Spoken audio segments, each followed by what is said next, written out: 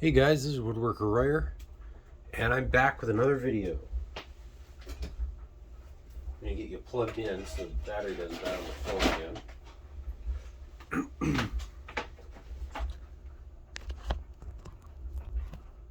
Yeah, that's better. Okay.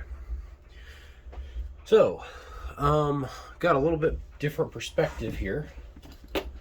Got you propped up on a milk crate I found at work. So you've got a little bit more altitude, so you can actually see a little bit more of what's going on, which is good because I'm actually going to be doing something different than I've done on the channel before, and actually do something. I'm actually going to add some stuff in here. Since there's a milk crate there, I may as well just add stuff to it. So that's going to vibrate you guys around a little. Maybe not that one. That in there. I'm just adding a little bit more ballast so that you don't like tip over. Okay. Shove that there. Okay, so what we're gonna do today is I've got a bunch of random stuff hanging out here, and I'm gonna paint. I actually have a chunk, not a chunk, it's a part of a stainless steel counter, essentially, the shelf, from a camp I worked at. They were getting rid of it for some mindless reason, I don't know, and they gave it to me. You know, hey, do you want this? I was like, yeah. Like giving me, $200. I have no idea what those cost, but I'm pretty sure they're not cheap, because stainless steel isn't cheap. So what we're going to do is I'm going to put another coat of paint on these. I was kind of debating whether or not I was ever going to do this whatchamacallit, what is this, table saw project or not, and so I decided I'm going to. So here we are. So here's some loud noise.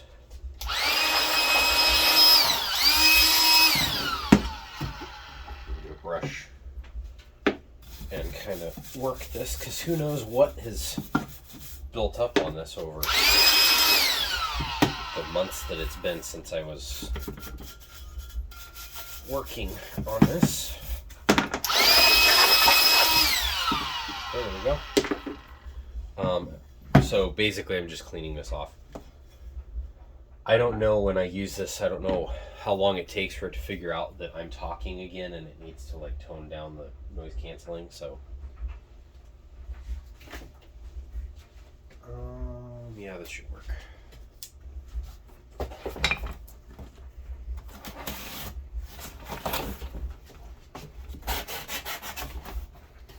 New knife day. Look at that.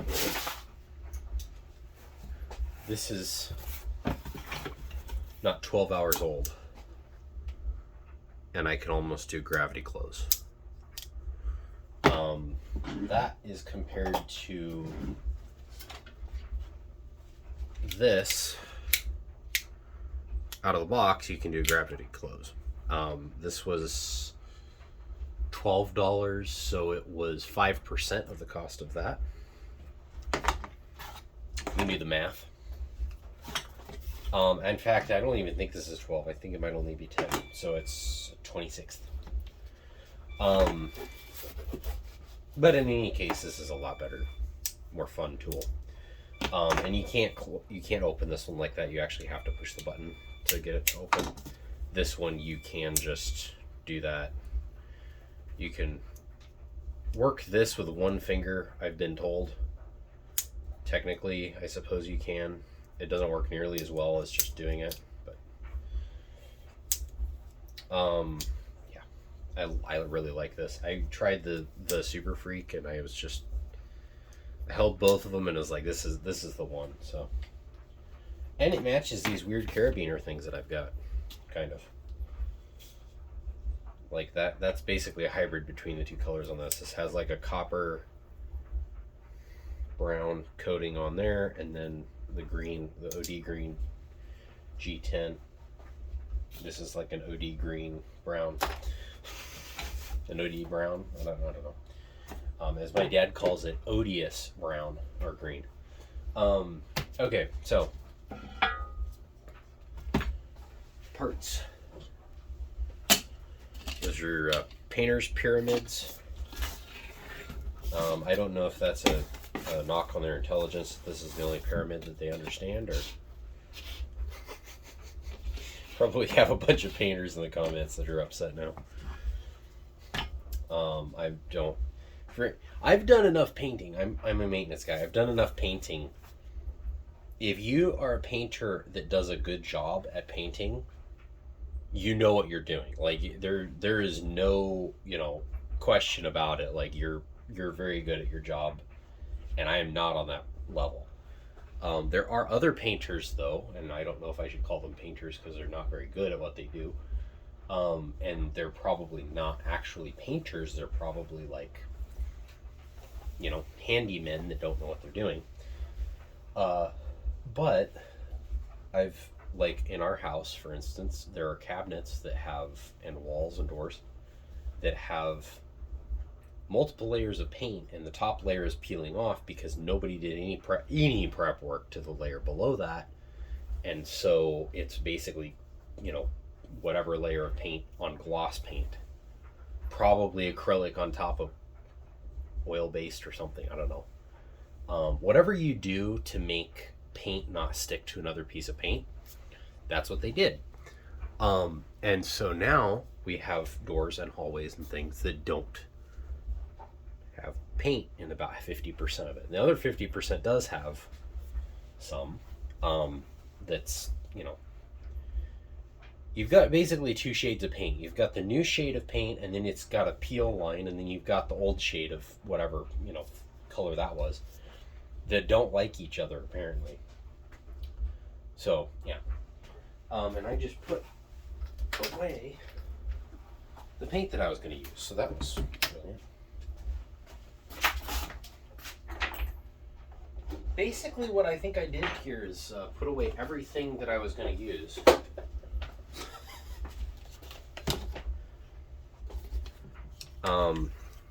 As I was about to use it.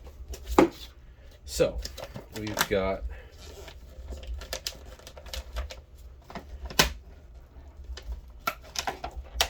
there we go. I may as well use one of these, and then I can just have this one saved.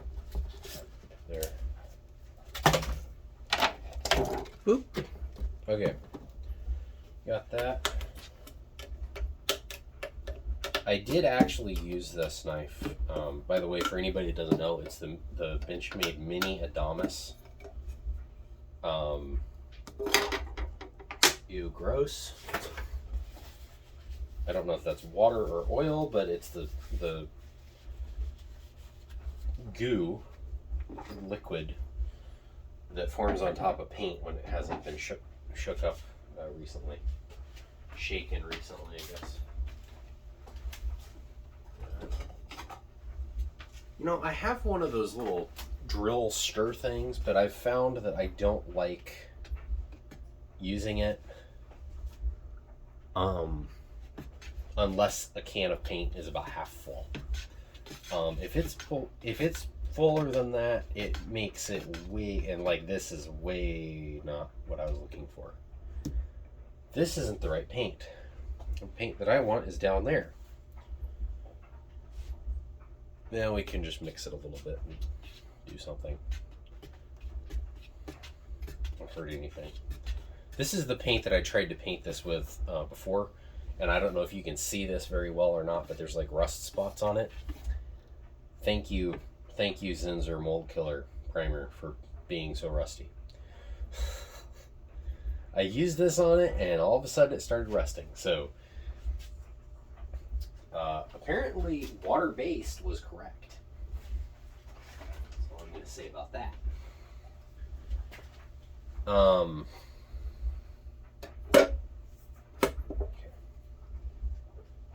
Now I'm going to really shake you guys up because I'm going to hit this with a hammer.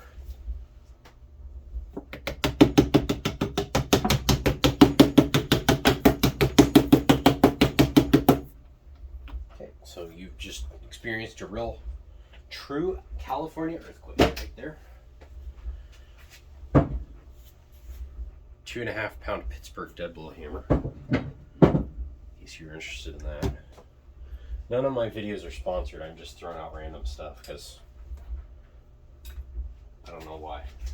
Oh, I'm gonna have to go to the other side of this thing for paint stirrer now.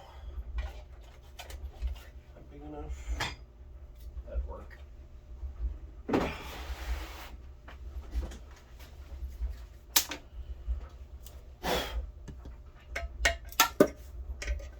I will say these paint bottle openers are a lot better than a knife. I mean, everybody knew, but just thought I'd throw it out there in case anybody didn't. Do not use your knife to open paint cans. It's not good for it. Unless it's one of those knives that's got like basically a pry bar attached to it on the other end of the handle, then you can, because it's literally made for it. But don't post it on social media, everybody will get mad at you. I don't care if it actually is made to do the job. It's like, you're prying with a knife, oh no. It's really not good to pry with a knife, but like I feel like if you have one that's literally made to be abused, which this one really is, I don't see that there's really a problem with it. I mean, don't like really pry on it. I wasn't giving it much pressure at all, and the way I was doing it was with this part of the blade, you know, getting under there and just doing like this. So it's got the full strength of the blade pulling up on it. I wasn't doing this with the edge or the tip or anything like that. The tip was doing work, but it was mostly this drop point, I think. I don't know. Anyway, mostly the back of the blade, the spine, which is plenty strong enough to do that.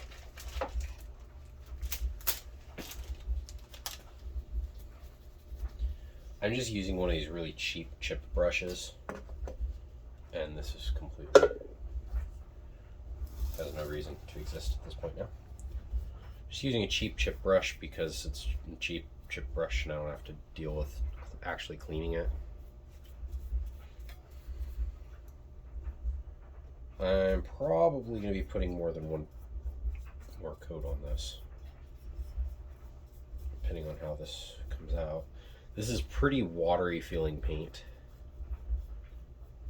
We have Sherwin-Williams paint at work, and they used Kelly Moore at my house, and Kelly Moore is what I was using earlier today. Both of those are way thicker paints. I don't know how much they cost more than this, but I know that they cost a lot more than this stuff does. I mean, this was expensive enough. It was like $9 for this, I think. Eight or $9. But those are like this is basically feels like the consistency of water. And those are like thicker than maple syrup. No, not the junk, not Maple Ant. What is that? Aunt Lulu or something? I don't remember. Whatever that one store-bought maple, quote-unquote maple syrup that's fake. Just high fructose. It's literally just high fructose corn syrup. It doesn't even have any flavorings in it. Man, that stuff is nasty. This isn't as thick, or that stuff isn't as thick as that. That's just pure calories. And they don't even taste good either. Now I'm going to have a bunch of other people mad at me because they love that stuff, but I'm sorry. That is not maple syrup. I will be the first to say I am not a huge fan of genuine real maple syrup. I've had it. I've had it from the Northeast. I've had it from New Hampshire, Vermont, all that.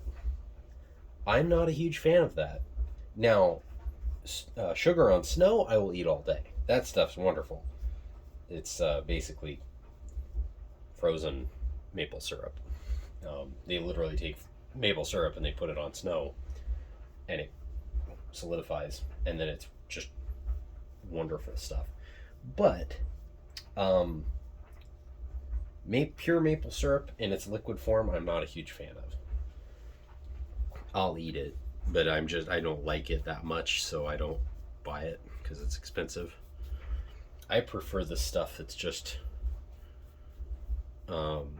equal parts white sugar, brown sugar, and water. That stuff is good.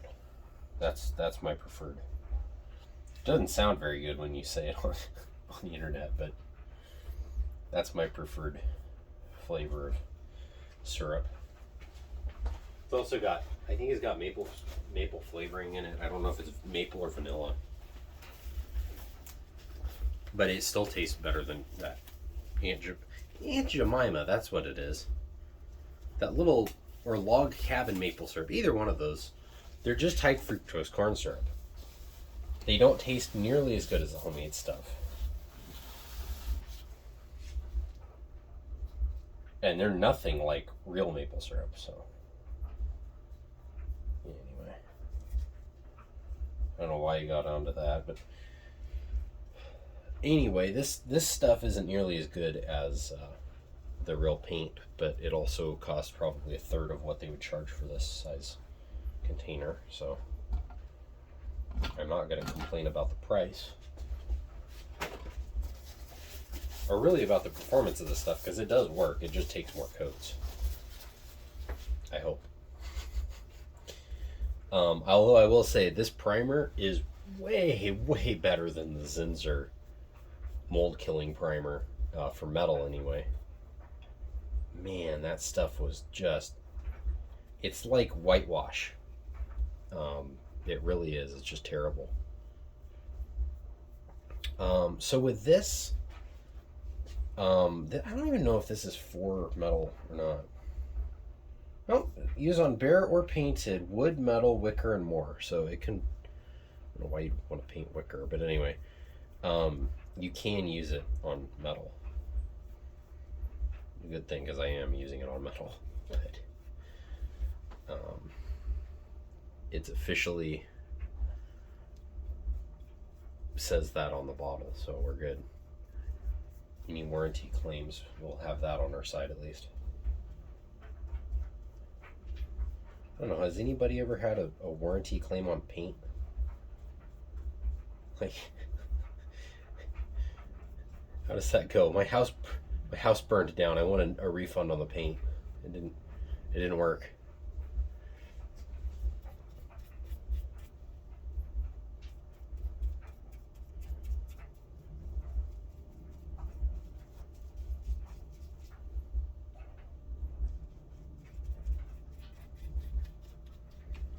So this piece is done. And that's why we have a bunch of those painter's triangles, because you need them for the rest of this. Oh, that's not going to work well. Oh, let's see. I don't have anything that's going to hang off of, huh? Yeah, that should work.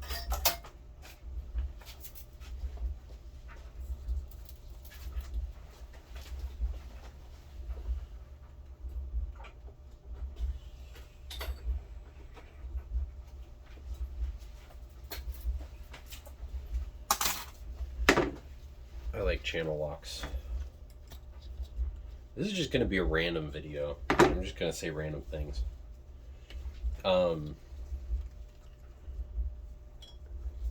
Although, frankly, that's what I always do. Okay, well, we're going to have to tie that on, apparently. That's how that's going to go.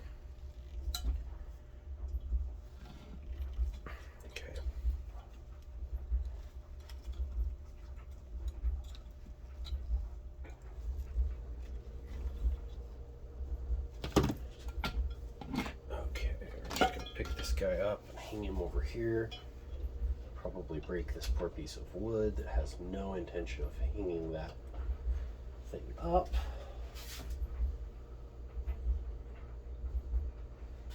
Oh, that looks like a good spot for it, right there. Guarantee nobody will ever touch that and get paint all over themselves. Okay, we're just gonna paint this one. I've already got a drop thing down here, so who cares if it gets something on it or not. Just gonna go for it here. I'm just trying to get this on here. This stuff is not, it's kind of a matte. I don't know if it's matte. Gray primer. It doesn't say if it's matte or not. It's pretty matte. It's like a, it actually looks more like an eggshell or almost a semi-gloss. But it's got the durability of matte paint. If somebody looks at it wrong, it gets a gouge in it, so it is definitely not going to be good for top coat inside of a table saw, which is what these parts are for. They go inside the table saw cabinet and get hit by wood chips for however long you use the table saw. You know, wood chips that are going probably 100 and some miles an hour.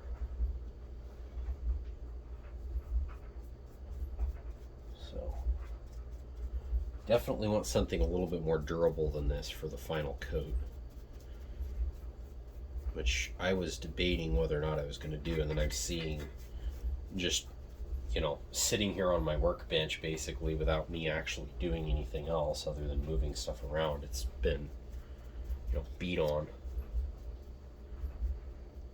So, and there's no need to use gloves. I just don't want my hands to be gray at the end of this.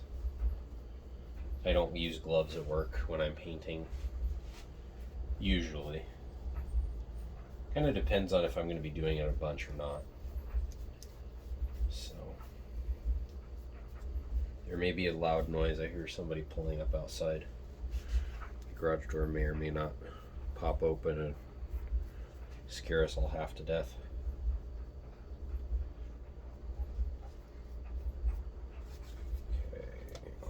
This now.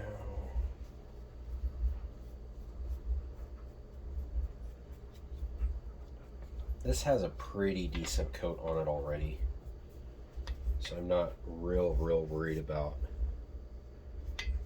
if, you know, some edge gets scraped or something like that. I'll hit that with a better paint and do a little bit better job of protecting it when I do that. For right now, this is fine. I don't have to deal with having a fall off of those every 2 minutes. So. And again, I do have much nicer brushes than this, but my logic with this is that this part is not something that needs a nicer brush. And this product, there's no finishing this really. I mean, it's rough cast and whatever, so the finish from this isn't going to matter. Is basically what I'm saying there. If it looks really rough and terrible, then it probably won't make a big difference to the thing anyway, because the surface of this is pretty rough. And this is basically painting with water, so you're not going to get a great finish anyway. Not self-leveling or anything like that. It doesn't act like it anyway. I don't think it's got the viscosity to do that anyway.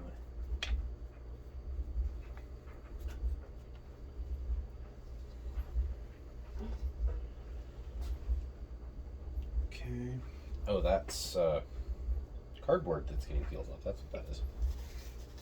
keep seeing little pieces of things. Okay, we're gonna put this guy over there. We're gonna bounce you around a little bit.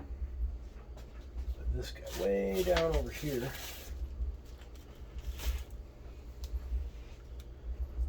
I don't think there's really anything to put him on that's not these things.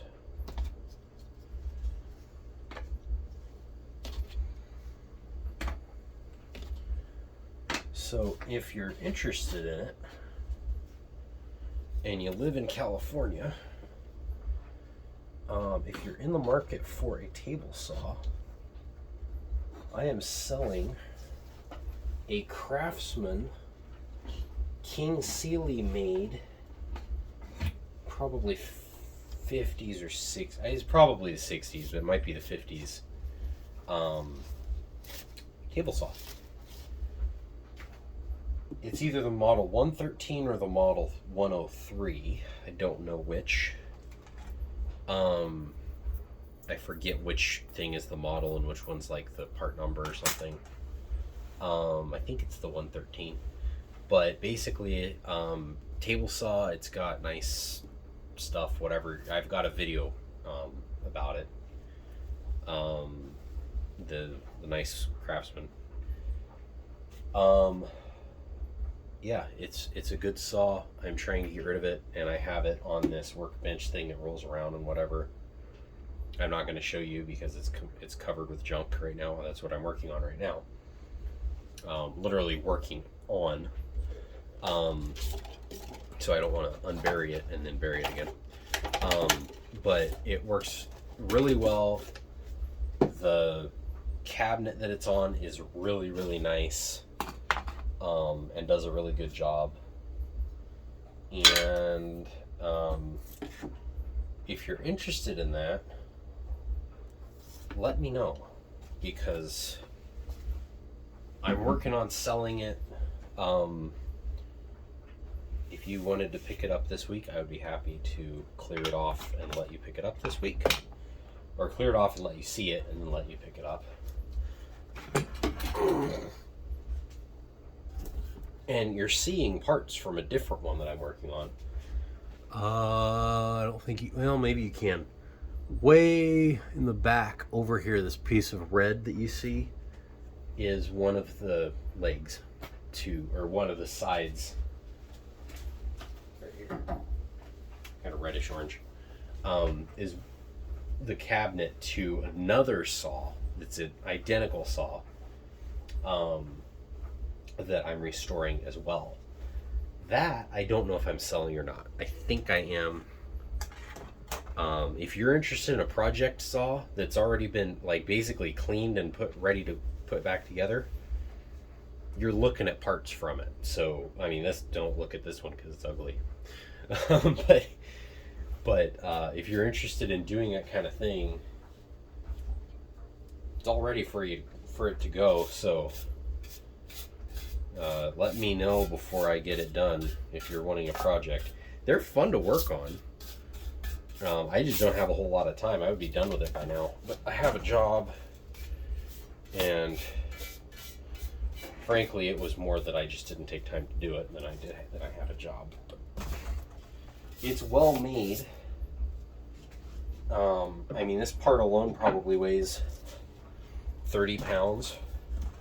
It's cast. Whatever it is, cast iron. So it's not cast aluminum. The newer ones they make out of cast aluminum, and I don't know. I guess it doesn't rust, and it's light. But light has never been that. I don't think that's really a great thing for a table saw. I don't think light is an issue. Unless it's like a contractor saw, then I could see why it would be useful to be light. But for normal table saws, it's like it's going to basically stay stationary. Maybe you're going to put it on a mobile base. But I don't see any reason for it to be light other than if you're actually moving it around. Because when you're using it, especially if you're doing anything with sheet goods, if you're using that thing, you don't want it to move. So I think making it lighter is absolutely, or making it with cast aluminum and everything is absolutely to cheapen it rather than to make a substantial improvement to the end user. And again, unless it's a contractor saw and the whole idea is to make it lighter. I mean, keeping costs down, I understand, but everything shouldn't be keeping costs down. Everything, you should have like one or two models that are for, normal people, and then a few models that are for, enthusiasts or whatever, where it's like, okay, this thing has a better motor, it's stronger, the frame, is stronger, the motor's stronger.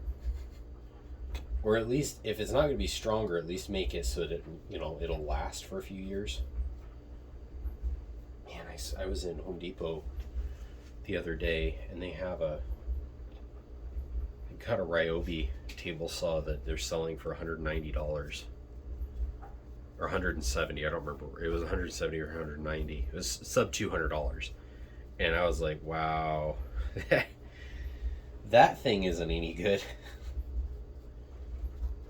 There's something I have Ryobi tools. I like Ryobi, but there are some things I wouldn't buy that are Ryobi. And large major purchases like that would be one of the things. Even vacuums. I don't know if I would buy a Ryobi vacuum or not. Most of their stuff is actually pretty decent, especially considering the price.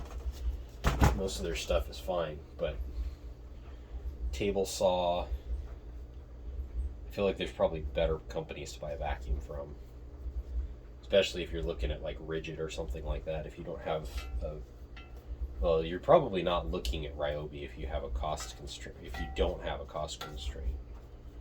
But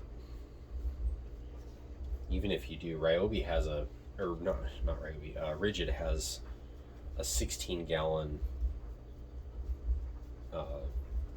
shop vac for $70 now. It used to be like 120, they say.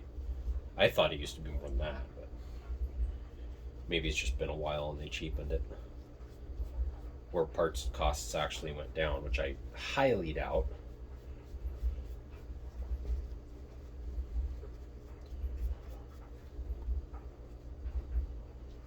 That was one of the things I found really interesting about like Skilsaw. Skill as a brand, and I don't know if they're they must be affiliated with Skilsaw still. But Skill as a brand is like the cheap, really the cheap of the cheap. I think is worse than Craftsman. I think it's owned by Stanley, I forget. I think it's worse than Craftsman in the Stanley lineup. Stanley brands. You've got DeWalt is at the top, but you've got, I think, Porter Cable and Crafts. I think Porter Cable's the low. Craftsman's like just barely better than Porter Cable.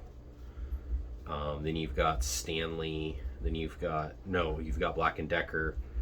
Then you've got Stanley. Then you've got DeWalt at the very top. And DeWalt still makes cheap stuff. In some cases, like their drills and stuff tend to be pretty good, but they do make like entry level stuff that's just not. And I've never really understood. I guess it kind of makes sense, but if I was Stanley, what I would do is it would be a tier system, and it would be, DeWalt makes like 4 drills, or whatever, whatever the tool is. They make 3 or 4, and it's like the best, got the most features. It's got the most torque and all that stuff.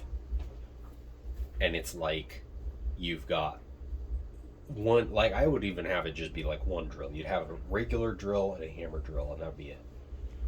Obviously, they need to make other tools, but I just mean for like drills themselves. I would be, it'd be like an 18-volt drill driver and an 18-volt hammer drill and an 18-volt SDS hammer or whatever, and then like an electric version of those three, and then like a 12-volt version of those three, and that would be the top of the line best engineering that you can do would be DeWalt. And then you've got Black & Decker, or whoever it is that's right below DeWalt, where it's like, okay, well, it doesn't have the best, most longest lasting motor, but it's cheaper by $50 or whatever it is. And then you've got Porter Cable or Craftsman, whoever you want to be on the bottom, or Black & Decker, which I think all three of those are kind of cheap. But anyway, whoever you want to be on the bottom rung, okay, that's the entry level one. That's the one that you're going to sell for $60 in Walmart type thing. That's how I would do it. I've never understood why companies, frankly, it seems like they kind of shoot themselves in the foot, because it's like, okay, I've got DeWalt. They're supposed to be the best one, but they've got 5 models of drills and they all have, like good, better, best. And it's like, okay, well, you've already got that. You've got Craftsman and Black & Decker, and they're doing the junk ones. You don't need a junk tier in DeWalt. The whole point of of Stanley is that you have different brands that do different things. So I've never understood. They might be affiliated with Bosch too, now that I think about it, but I don't know. I don't understand a lot of what businesses do. But anyway.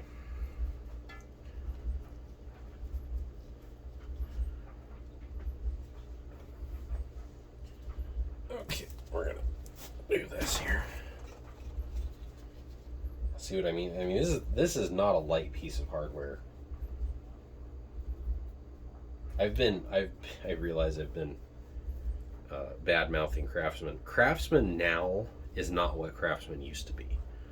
Like this, I don't think Craftsman was ever the wow, this is the best quality, best tool on the market for anything. But when this table saw was made, they were decent for sure. Like it was not the cheapest thing you could buy. It wasn't Porter Cable where it's like the best thing you could buy, but it was not cheap. It was not badly made. I'm just gonna go for this. I don't really see a different option here. I can toss these pieces under it, under the other wings to kind of keep it up, but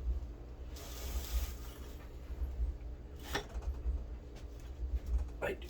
Oh, there we go. I'm not altogether worried about this part of this because I'm going to put another coat of paint on it. So I don't want that to happen.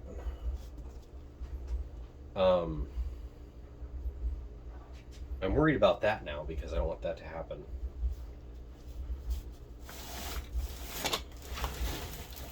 Okay. I put that there. I realize that there are going to be parts of this that don't have great coverage, but at this point I don't think I can really do much about that because I don't have a way to like hang this and spray it, or just hang this. I'm just going to kind of do what I can. This is literally the single part that I have that I cannot get inside of to paint, which is unfortunate. There's parts like that where I'm not getting inside of it because I know bearings are going to be there or whatever. There's not really any point. This one I want to because it's open on the top. Sawdust is going to get in there, but I don't really have any way to do that other than what I'm doing right now, which is kind of slopping some paint in there, hoping it spreads. That's what I was trying not to do with my hand. These water-based paints, it's not really that big of a deal. Completely missed this side of this, but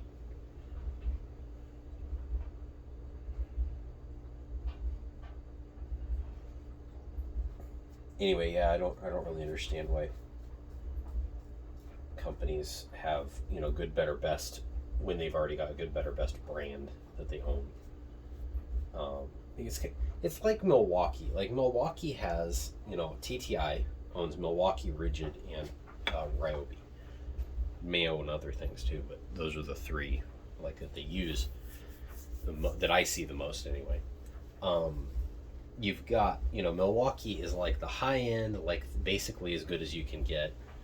Rigid is kind of the mediocre, you know, middle of the road type of thing. It costs more than Ryobi, but it lasts better. They've got more professional tools. I would say Ryobi or Rigid is where you get. Rigid is the orange ones. That's actually what I have. You get, you know, you get into that, and it's like, okay, well, you're getting into brushless now. Which Ryobi has some brushless now too, but you're getting into brushless. You're getting into a little bit better tool, a little bit more powerful, that kind of thing. But it doesn't cost as much as Milwaukee. It also doesn't last as long. Although their warranty is better, which I think is funny. But anyway, I think somebody was incredibly stupid that came up with a warranty system, because Ryobi has a 3-year warranty. Rigid has a lifetime warranty, and then there's Milwaukee that's got a 5-year warranty. It's like, what? Why? What? Like, it's supposed to be the best. Why doesn't it have the best warranty? But technically, I guess it's probably because, you know, pros are really rough on things, but I don't understand it. But in any case, I don't know what I was talking about, warranties or something. But just so you... I was probably talking about warranties or something, but anyway, basically, I just think it's kind of funny because, you know, like Rigid has tools that they do that none of the other ones do. I don't have it out here. For instance, the Job Max and the Job... I forget what the other one was. Job Pro or something. Like the big fat version of it. There's Job Max, which is literally you have a power device. So 12 volt, 18 volt, electric or pneumatic. And then you can plug a bunch of different heads on the thing. They had a jigsaw. They have a right angle impact driver, which I think they might be the only ones that do have that. And there's certainly one of like only 1 or 2 of those that even exist. And the most compact. It's smaller than a right angle drill head. Like it's tiny, which I own. The oscillating multi-tool, which is what they mostly put on there. They had a right angle drill attachment, which I never bought and wish I had. I forget what the other thing is. You've got a bunch of things like that, especially the right angle impact driver. Like that does not exist outside of Rigid, or didn't until like maybe 3 years ago or something. Like that just didn't exist. I think Bosch built their little appliance assembly thing or whatever for like HVAC guys and things, and that they had maybe an impact driver that was right angle. They had a bunch of right angle attachments for that. You know that little you know the Festool, the little 12 volt drill that's got like the D handle in front of it to protect your knuckles from something? Probably just make the thing look bigger than it is so it looks better. And there's some reason to spend like $700 or whatever it costs. But like that, but Bosch made a version of it, except it's got like different heads that go on it. Well, Milwaukee came up with one, and I think they might have a right angle impact driver now too. But whoever did it, it's like, Rigid was the first one to do it. They did it, years and years before anybody else had that. Unless somebody got rid of it at some point for some obvious reason.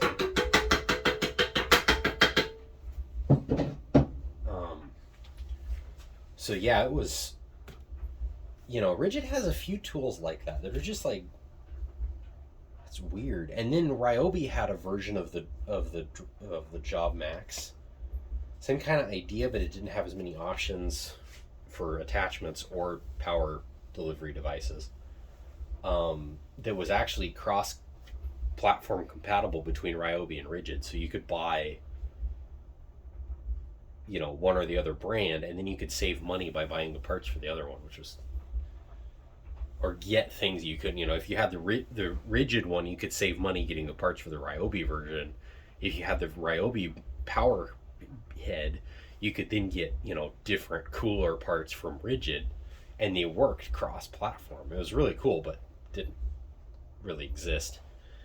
Didn't work. I forget which one. I think I feel like Ryobi works. Anyway, it does.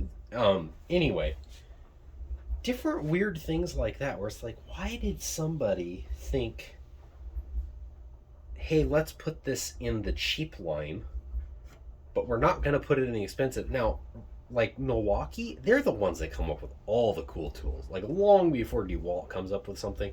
Now, I heard somebody was talking about that, explain that as Milwaukee comes up with a tool, DeWalt already knows about it, obviously, because insider trading and all that, whatever stuff is going on. What's the other one? Some espionage, industrial espionage, different stuff like that. Like they know what's coming basically between these different people. I mean, they all do business with each other anyway, so But the thing that's interesting about it is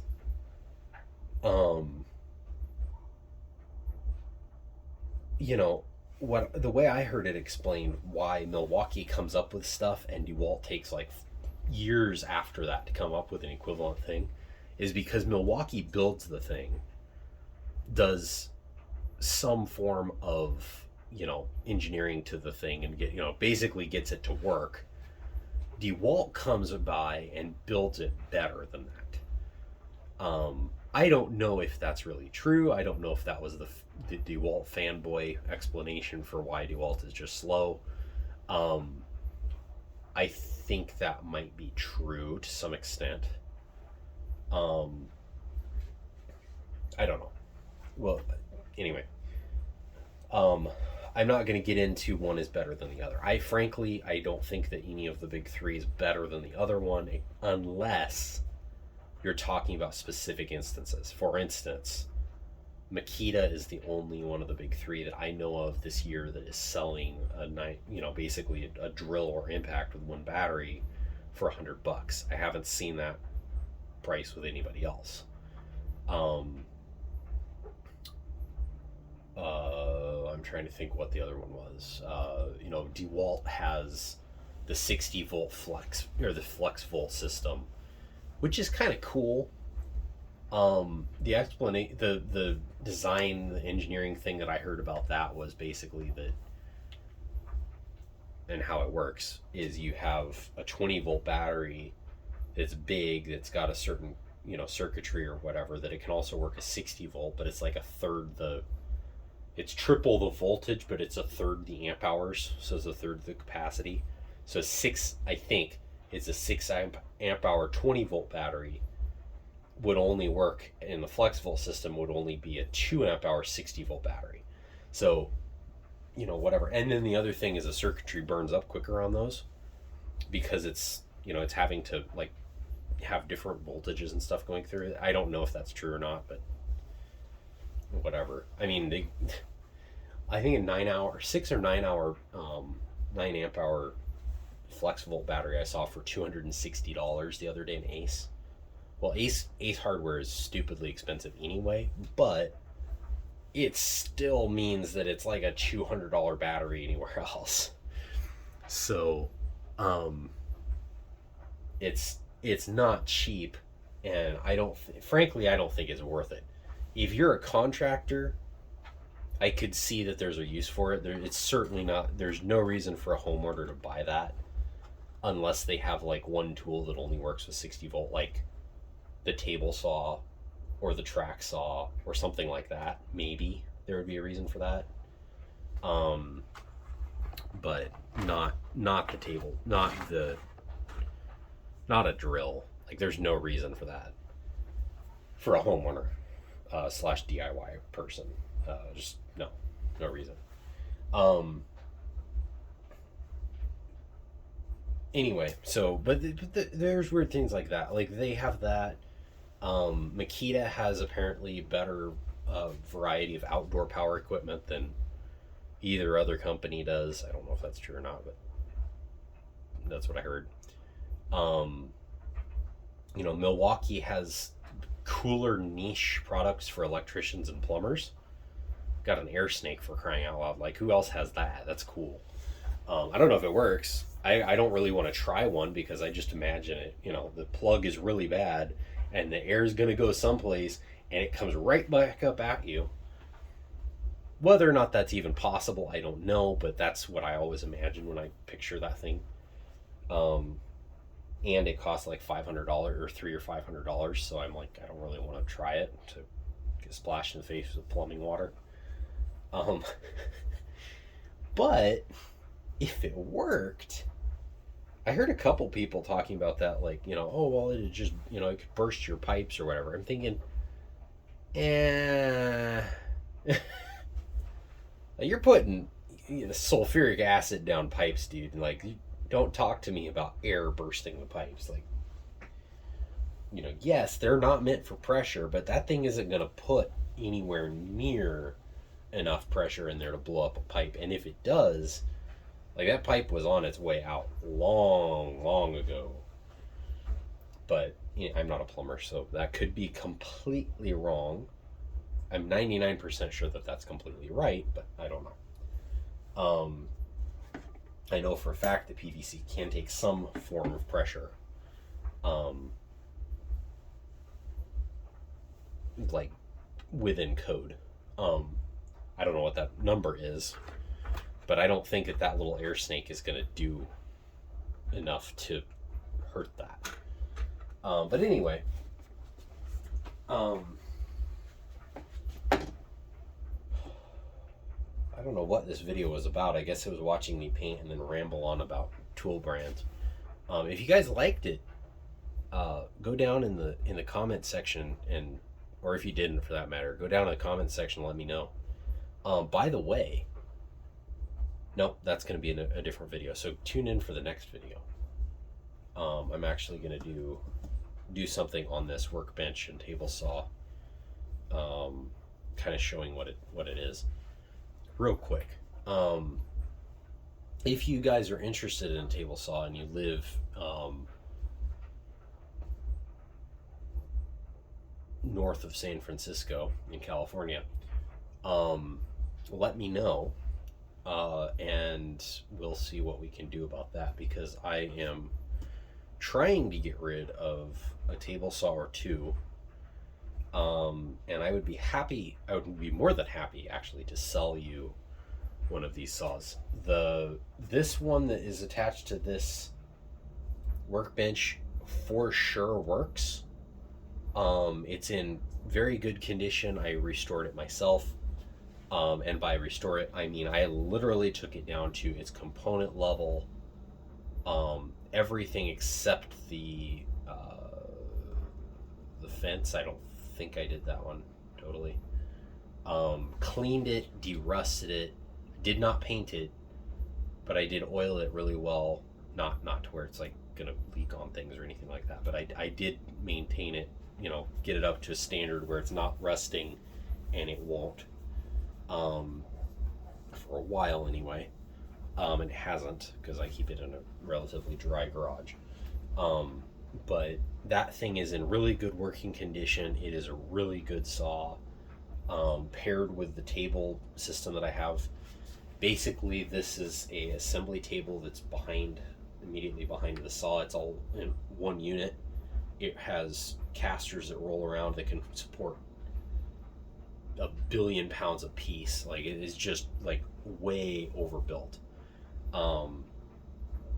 I'm not a small person, and I could sit on this with all the stuff that's on it right now, and I wouldn't even I wouldn't even think that it was going to have a problem.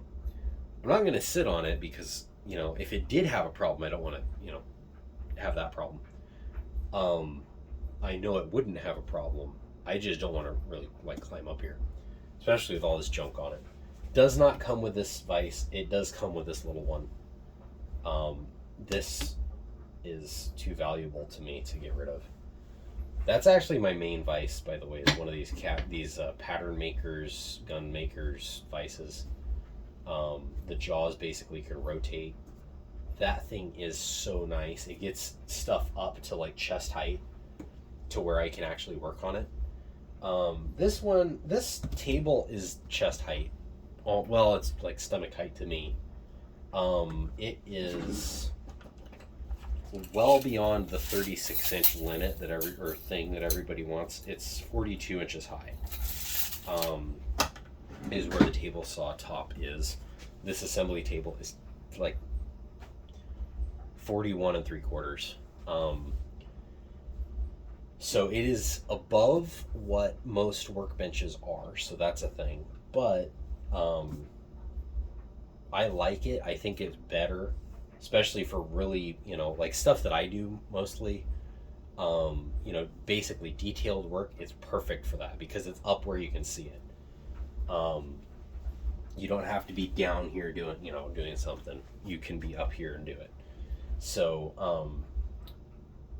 yeah. So if you're interested in it, the second one that I'm working on, I've already painted the cabinet. Basically, the first one I did, I left it all original, mostly.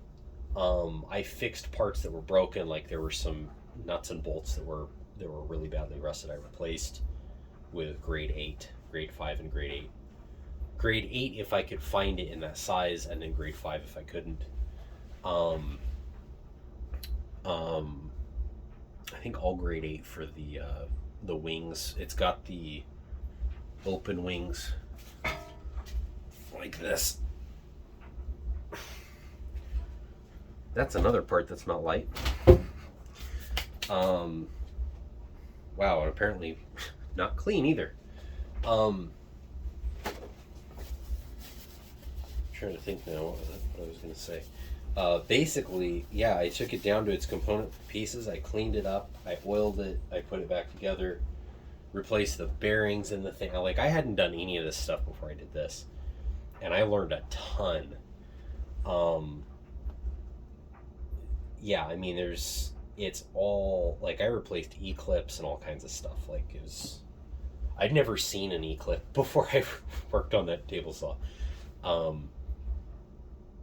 But yeah, no, it was really fun. It's got not installed obviously, but I actually have the ExactiCut indicator.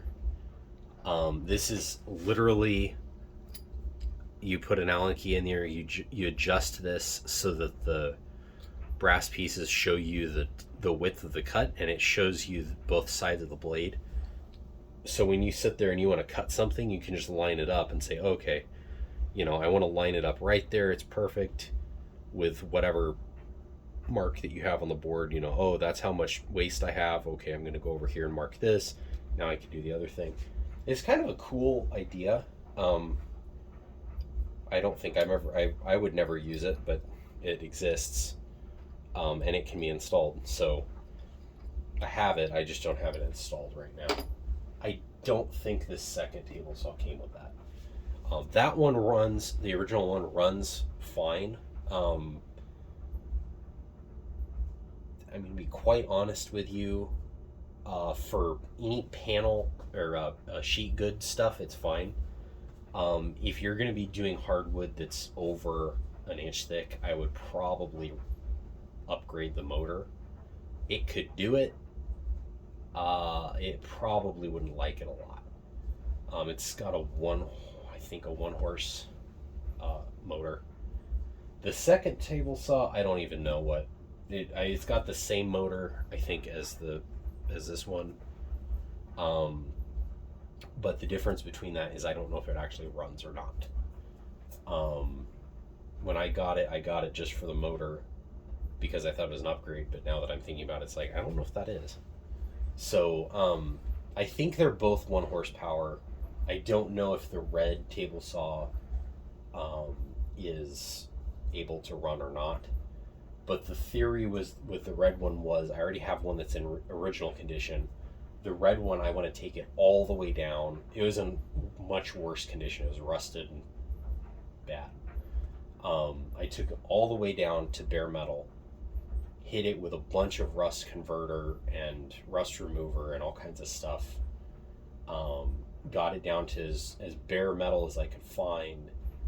Then I put some really good paint and primer and then paint on it. It's like the cabinet right now is as solid as it's ever been. And so that's good. The rest of the stuff, I'm obviously taking it down again, down to bare metal, painting it, priming it, all that good stuff. The mechanical stuff, I'm doing what I did with the other one, which is take it all apart, clean it all up, and put it all back together. So if you're interested in either one, let me know. So anyway, yeah, the Woodworker Writer out.